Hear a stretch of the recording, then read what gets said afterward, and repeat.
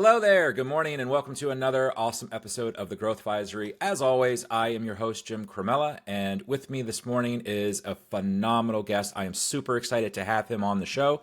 His name is Farkhad Hasanov, and he is the CEO of F2H Capital. Good morning, Farkhad. How are you doing today? I'm doing very well, Jim. How about yourself? Fantastic, fantastic. It is a Friday, and I'm excited for it being Friday. It's been a long week for sure. Now, I always like to kick these off by transitioning them over to you because you will always do a better job of introducing yourself and your company than I will. So why don't you go ahead and take it away? Absolutely. Thank you for that. So, like you mentioned, I'm CEO of F2H Capital. We primarily do two things very well. One is commercial real estate financing advisory. So, what that basically entails is it's a little bit more complicated to purchase office buildings, multifamily, retail, industrial than it is getting a mortgage online for your personal home. So this is where we come in and we facilitate the financing, both the senior loan, the mezzanine loan, and then in some instances we even help with equity as well. The second part of our company is development. We've been developing in New York. It's either redevelopment or ground up projects. We've also have a couple projects in Houston as well. Okay. And do you focus on New York City or New York State, all of it? Primary focus is New York City, Okay. and lately, more often than not, it's been Manhattan, or and I would say some of the more prominent areas in Brooklyn. I remember when I used to do a lot of business in Brooklyn many, many decades ago, and it has come a long way since when I was first there. So it's really cool to see that transformation of that city. Yeah, I mean, Brooklyn is almost forced to transform. This week, Manhattan reached record high rents. So people who work in Manhattan, and that's millions of people, Yeah. can't always afford, and it's becoming more and more unaffordable to live in Manhattan. So the surrounding areas, whether it's Hoboken in Jersey, Brooklyn Heights, Williamsburg, and now you're going even further deeper into Brooklyn, as long as there's a train or a water taxi or a ferry, that neighborhood is being developed tremendously, and the rents are skyrocketing in those neighborhoods as well. Yeah, it says the demand is just always constant, right? It's just continuing to push and push and push. So we need guys like you out there that are providing the financing for the developers and the redevelopers so that we have that housing space, really. Now, are you Yeah. finding that most of the redevelopment you're going into is for residential housing, or is it more of a mixed use case? It's mostly for residential housing, That and makes the most sense. and right now the trend is office to residential conversions. New York City's made it easier to make that transfer. In terms of zoning, one thing that does stop is on the bigger buildings, the office buildings, for example, in the FIDI district, which is where Wall Street is. The layouts are not optimal. Those office buildings were built, decades ago, and it's even though you can convert them, it's a very big challenge to convert into layouts that are actually attractive to the people. Yeah, So that's I would say is the biggest obstacle is having a layout of a building that's convertible into residential where people actually would want to live. gotcha. Yeah, I can imagine taking like a building that was built in the 50s and 60s that had bathrooms congregated on one side of a floor to make it easier, and then you have to divvy that up so it's a residential space that has all that plumbing. I can imagine the expense in that is ginormous. Yeah, the expenses are ginormous. The red tape is crazy in New York City as well. So all those challenges come up, and then on the financing side, this is one of the things that when we facilitate the debt, the lenders always have to kind of educate themselves. So if it's a national lender, they have to educate themselves on New York City guidelines, right? So how long does it take to get the permits, the approvals, the zoning changes? All of that takes into effect. So when a developer brings a project office to resi conversion and he's estimating a year, for example, right? A lender would say absolutely not, right? Right. So we know from experience it takes a lot longer just in paperwork, filings, Department of Buildings, etc. So all those key aspects we are able to help with developers, especially the ones that are new to New York City, that are trying to get into New York City just because they see the demand. So that's one of the things that we do because we do have a division that develops is we help our clients who are just looking strictly for debt is help underwriting their deals, right? Changing them a little bit to make it A, more optimal and make the most amount of money for them, and B, actually pass the sniff test by the lender because the ultimate goal is to get financed. Right. Right. Okay. Awesome. Thank you for that. Thank you. That's a great intro. So, what would you say is like your unique superpower? What do you guys do that makes you stand out from anybody else that's trying to be a competitor of yours? So one thing that really differentiates us more than anybody else is our quant background. So both me and my partner, who are owners of the company, because we understand the underwriting. So most brokers that are our competitors, they get the underwriting, they forward it to a lender, and then they hope and pray that one of the lenders answers back and says, "Here's the term sheet, and we'd like to do the deal." Me and my partner, basically, when we get the underwriting, first thing we do is dig into it, right? We try to see if it actually makes sense, if the numbers check out, because this is ultimately is going to be done by the underwriter for the lender. Right. And we would rather do that step first before the lenders see it, because you have only one impression when it comes Right. to lenders, right? So if they see that, for example, the rents that you're expecting to receive are super aggressive, they'll just say, "Listen, this is too rich for us. That we don't see, the developer being able to get those rents. We're gonna pass on this." You can't come back later and, "Oh, sorry, they made a mistake. Here's the new underwriting." So to answer your question, is the understanding of the actual deals that we're presenting to the lenders.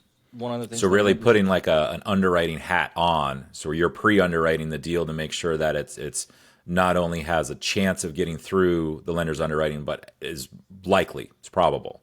yeah, exactly. So everything that we submit to the lenders is one of the things that we believe that lender relations are very important.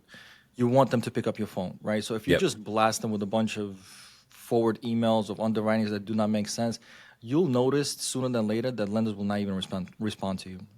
I can imagine, especially in New York City, if the dealings that I've had there, it was truly a relationship town where if you had the right relationships, all doors were open to you. If you burned a bridge, if you burned a person, that really hinders what you're trying to accomplish.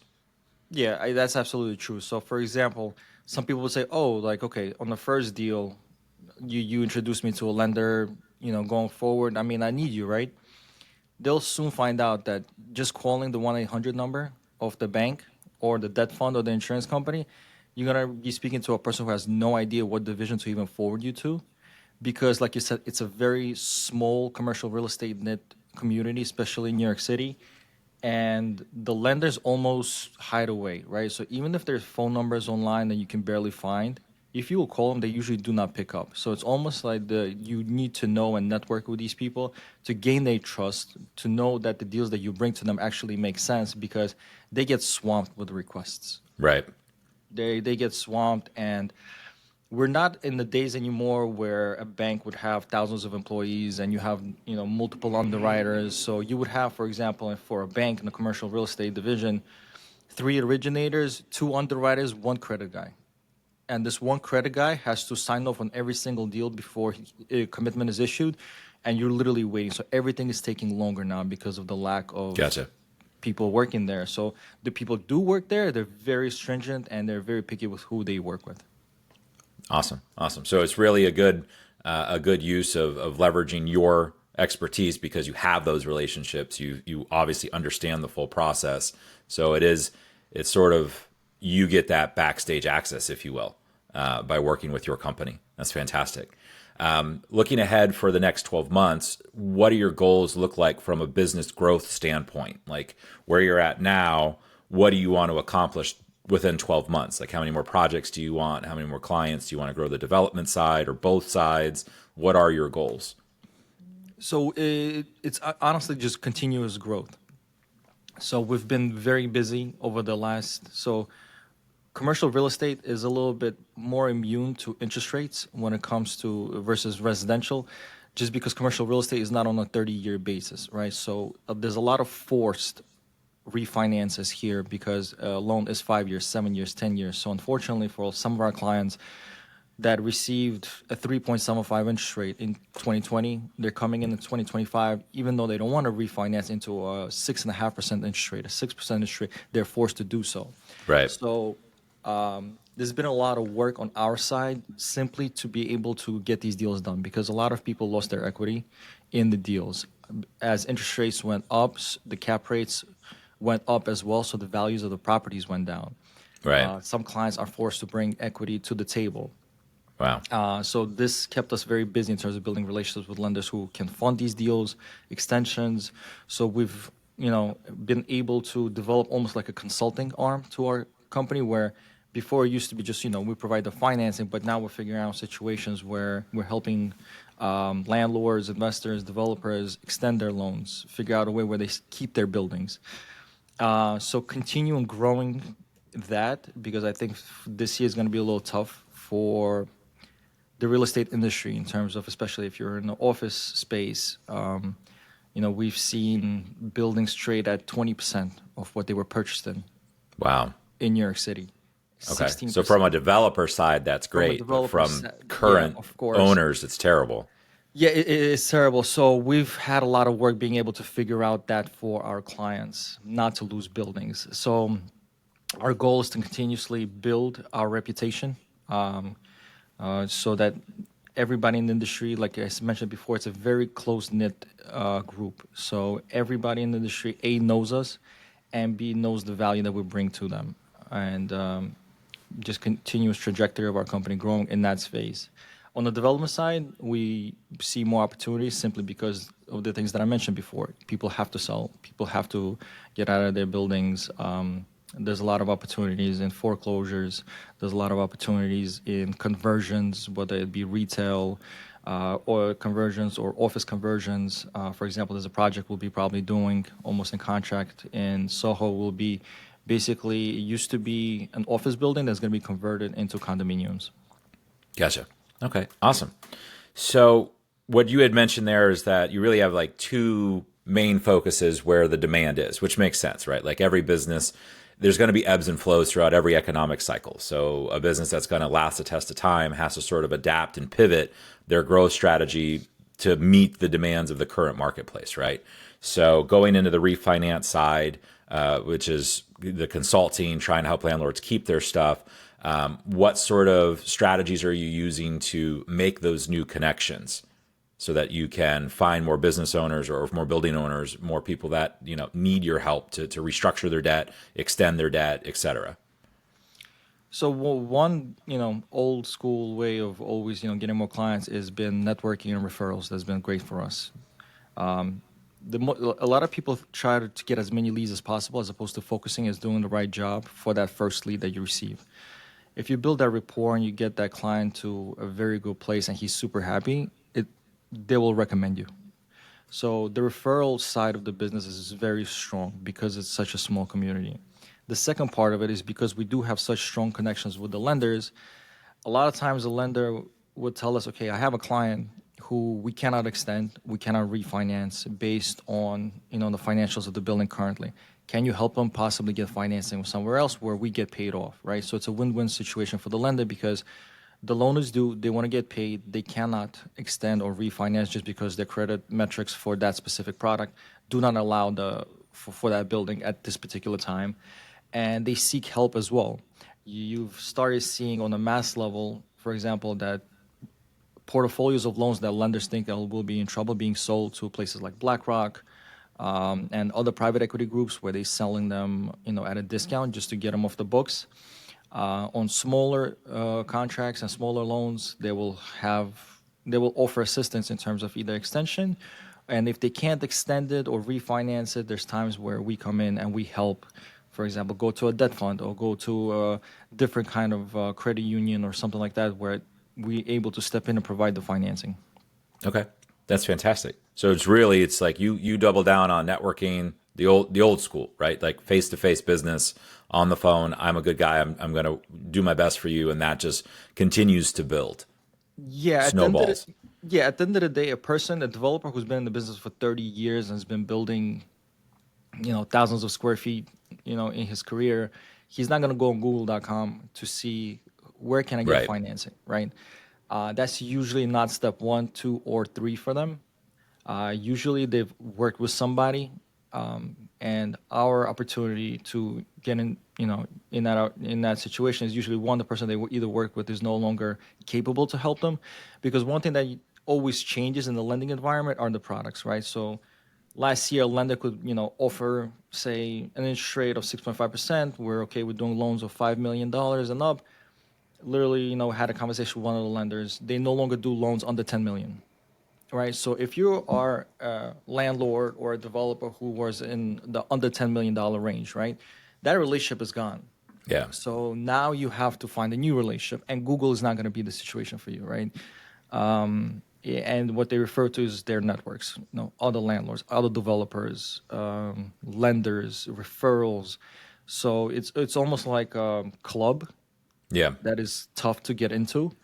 But once you're in it, and once people hear your name and see you close on Traded New York or The Real Deal, and you start getting mentioned, then the flow starts coming into your business. Okay. Now, is that a similar strategy for you developing on the developer side of things as well? Just building that network, pounding the pavement, building good relationships, that kind of thing? Yeah, yeah, on the development side as well, because especially in New York City, brokers hold a lot of power in terms of who they bring deals to. A lot of deals are sold off market, so they don't make it to loopnet.com, right? .net. So in order to be able to see these deals, you need to show ability to close on these deals. The last thing that a broker wants to do is bring you a deal for a development or a sale, or whatever the case may be, and then bring your offer to a buyer, to their seller, and you're not being able to close. Right. So they vet buyers tremendously. And the way they vet the buyers is basically through your history. And if you don't have history, it becomes tough. You have to either partner up with somebody who's established, get their name on the LOI, and continuously, network, get coffee, explain what you're doing, that your vision, your angles, and how you're looking to, develop in New York City. And once that trust factor gets built up, you start seeing more deals. And the more deals you see, the more deals you underwrite. It becomes a numbers game. And the more you underwrite, there's more deals that pencil in. So you want to be exposed to as many brokers as possible. You want to be exposed to as many deals as possible. For every 100, 150 deals, we maybe close on one, just because, A, your capabilities in terms of fitting your criteria in terms of what you can actually build, the financing you can get, right? The financing aspect is very important. Some people would say to me they've done fix and flips, right? Or ground ups on single family homes, and they want to start building 100-unit multifamily property, Right. It's a right? very different animal. Very different animal. And the biggest thing I say is like, okay, the financing is going to be an issue here, because the lenders who are doing financing for 100-unit multifamily property, whether it's garden style or ground up, mid-level risers, they do not see as single family homes or fix and flips as experience in development, right? That's one. Second thing, which is very important that people fail to recognize, is you need to have the net worth, right? At the end of the day, the lender wants to know that, God forbid, something goes wrong, which something always goes wrong in construction. You can cut the check, right? Right. To pay the contractor, to the GC, to the vendor, to the HVAC guy, to continue the project, so the project stays on schedule somewhat, and you are able to refinance and pay off the lender in construction. So it's a very different animal. So it's, being able to advise on all those things is very important. So yeah. Awesome. Awesome. So, what challenges are you seeing right now to meeting your goals? Because it kind of sounds like you're doing it the way I built my original business way back when I started my business in like 2004. It was pound the pavement, have a good reputation, do what you say you're going to do. And then I found my biggest challenge was, there was a limitation to that because there was only so many of hours in a day for me to be able to do this stuff. And it was hard to train someone to work with me that had the same level of passion, the same level of commitment that I did, and that wouldn't actually expose the company to more risk. So what type of challenges are you seeing on being able to grow your business, meet the goals that you're trying to meet in today's environment? So one of the biggest challenges that we find for our company is something that you actually mentioned, is recruitment and adding talent to your business. It takes a very niche skill set to be able to work in this industry. One, because most of the pay that somebody receives, whether you're a broker on the real estate side or you're on the financing side, majority of your income is commission. So the rule of thumb, Marcus Millichap, one of the biggest shops in commercial real estate, they tell their guys when they're recruiting them, don't expect to make $1 the first year. Don't expect to close a deal the first year, right? everything you do in the first year is going to come in dividends in year 2, year 3, year 4, year 5. So it's almost like a 5-year runway before you take flight. It's almost identical when it comes to financing, right? Okay. It's the same thing. When you go out there and you introduce yourself, yes, your company's done it, you know what I mean, in terms of finance, but you specifically haven't done it. You're new to the block. Nobody's heard of you. Yes, you have the infrastructure and the backup to help you do this, but at the end of the day, it comes down to relationships, and relationships takes time. So that's been one of the hardest things is recruitment. We have a few guys who work with us and we love them, but like you said, expanding is always painful just because it takes time to find the right candidate with the right skill set. And then you couple that with the proper expectations for that candidate, right? You're not going to be making millions of dollars in the first 2 months. Right. Right. So we live in a culture of immediate gratification, and where everybody's a YouTuber or TikTok star, and they want to make millions in the first 10 days after a video. Yeah. So Yeah, they skip the whole hard work part. yeah, exactly, right. So recruitment's been the biggest challenge. So Okay. if we were able to recruit more, we've been able to speak to more people. Like you said, you leverage your hours. Yep. At the end of the day, whether I start my day at 7 a.m. in the morning and finish at 7 p.m., 8 p.m. at night, it's 12, 13 hours a day, whatever the case may be. You're really not increasing your productivity beyond that. Yep. Yeah, because you still need to be able to function, right? Otherwise, you just continue to burn out. Yeah, absolutely. I have a wife and 3 little kids, and the bands come from that side as well. So you have to mitigate that as well. That's why they say that brokerage, whether it comes to selling, buying real estate or financing, is a young man's game. Yep. But at the end of the day, continuous recruitment is something that we're always doing and trying to attract talent. So that's been a challenge. We're seeing the market for recruitment ease up a little bit. It's becoming easier to find proper candidates in 2025 as opposed to, let's just say, 2022, Okay. where in 2022, 2021, everybody was jumping from one company to another because there was just Yeah, I remember that. Yeah, that we was lost some employees during that phase too. Just some recruiter offered me 10 grand more, and I'm like, you didn't even give me a chance to have a different conversation with you. yeah, it was insane during that time. The turnover was tremendous. You had these recruiting HR firms just pounding the phones, calling, and as long as you're paying $5,000 over what you're paying from your previous company, guys would be jumping. Yeah. Yeah. It's not Now, as are bad. you when you recruit guys? I know the vast majority of it is commission based, but are they getting any type of base salary as well to like buy food, pay rent, that kind of stuff, or Yeah. is it, hey man, we'll teach you how to do the business, just like in real estate, like residential real estate brokers, right? They don't get anything, the vast majority of them, until they just get the sale. So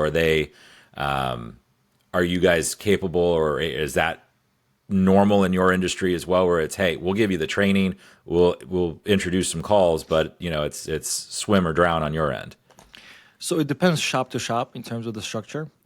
For us, we do offer the monthly payment, so you get a W-2 payment every 2 weeks, because we do understand the long runway, and you Gotcha. do need to pay bills. You do need to pay for food, so the minimal expenses that you have. Otherwise, it's very tough. The shops that do not offer it, it's basically the way they operate is, let me hire as many people as I can, and Yeah. the turnover is insane. So there's really no retention. You hire, they did, I'm not gonna name any names, but there's a shop that hires, I think, 20 to 30 people a month, and I think 1 or 2 people stay for like next 6 to 8 months, but they really don't care, just because that's their model. Right. For us, it's a little bit different because we focus on client experience. So if we have a client and every month he's speaking to a brand new, financier, and they start losing faith in the company, Right. because it does take time to build rapport. Can you imagine sending a deal to somebody and the next person picks up, so, okay, can you tell me from the start, what do you need? It's like, what do you mean? We're supposed to be in month 2 of this, right? We're supposed to be approaching closing. We're supposed to be approaching this. And now the person who you used to be working with is no longer at the company. Right. Right. So we believe in retention. We believe in, building our team up, as opposed to just having that constant churn. Nice. I like it. I mean, I think If I were to reference, I really feel like you're building a really old school business, and old school businesses last the test of time. Whereas you're not looking to cut corners, you're looking to produce quality, not just a quick buck. So it's going to be a longer road, I think, to get to your goals. But I think that once it's there, the foundation is going to be so strong that it's going to be really hard to falter. And by the time you're an older guy like me, you'll have that base underneath you where you've got, you can actually earn your time back because you put the hard work in now. I think you're doing a fantastic job with it. Thank you, and you're 100% right. For us, it's taking time to build the company, but it's with every year, even with a high interest rate environment, we've been increasing our revenue, increasing our client base. So we did not see a dip in terms of performance of the company. Having said that, obviously low interest rates increase the volume. Of course.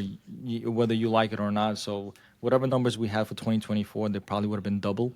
Yep. If in a low interest rate environment, because now, people are just buying and selling that much faster, quicker. They need those terms. There's a lot more churning here. There's a little bit more hand holding now.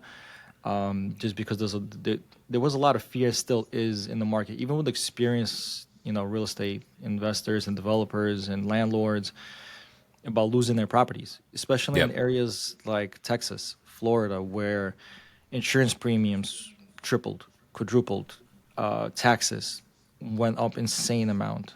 Literally. I live in Florida, so I'm very familiar with the property tax increases. Our governor says he's going to try and fix it, but we'll see. We'll see how that works out. If he's able to eliminate property taxes, I can only imagine what's that going to do to the values of the properties. Yeah, because we don't pay state tax here, right? So it's like the primary revenue driver is real estate taxes. So if he can, I know you still pay him on the initial sale, but then they'd go away after the initial sale, right? So it's you can only, I'm hoping, because our property taxes went up 72% last year. Wow. Yeah, it was nuts. It was not fun. Yeah. My wife's like, "What do you mean?" I'm like, "It is what it is. I have no choice." Yeah, so for people who, especially I would say for landlords who've been holding on to these properties for 20, 30 years, the last 2 to 3 years has been a very big shock to them in terms of what's happening in the market. They're not used to seeing this. They don't even have the skill set to deal with this. Yeah. Because for them, it was okay. I've always got my mortgage from the local bank. And every 5 years, 7 years, 10 years, whatever the maturity is, right? I just refinance with no problem. If I want to take a little cash out, I do. If I don't, I don't. I just do a rate and term refinance. And then this time around, when they come to the local bank and they say, "I would like to refinance," the bank tells them, "I'm sorry, but your yield maintenance is not there. Your metrics are not there. We're not able to even refinance the loan that you currently have. You're gonna have to put in 200, 300, in some case millions of dollars into the property just for you to keep it." And the property is not cash flowing for them to build that kind of cash in their checking account. Right. So there's going to be a lot of sales, I think, in 2025, forced sales, because as much as you want to be able to help some of these people in terms of refinancing and extending, the numbers are not there. Right. So especially if reality is tough sometimes. It's not what you want to do. It's not what you want the end result to be, but sometimes there is no other choice for that. Yeah, absolutely. There's times we'll get a deal where a property owner will send us the deal, and he's asking to refinance, and we'll be honest with him, we don't want to waste anybody's time, right? Yep. The only time we get paid is at the end, at closing, when we get you the loan, right? If I see that there's no way that there's a loan underwrites here, it doesn't matter who you go with. Our advice is you need to get a commercial real estate broker, and you need to sell this property. Gotcha. Right? I don't make any money. Love. Yeah, I don't make any money on this, but at the same time, you're giving yourself a longer time frame to be able to actually get the price you want, or at least close to the price you want, because the prices have been subdued. And a lot of times they don't want to hear that, and they spend that time to go from one broker to a lender to the next to be able to get the loan refinanced, and then it's almost comes time or even past the time, and they're in foreclosure. It's crazy. Yeah. Yeah.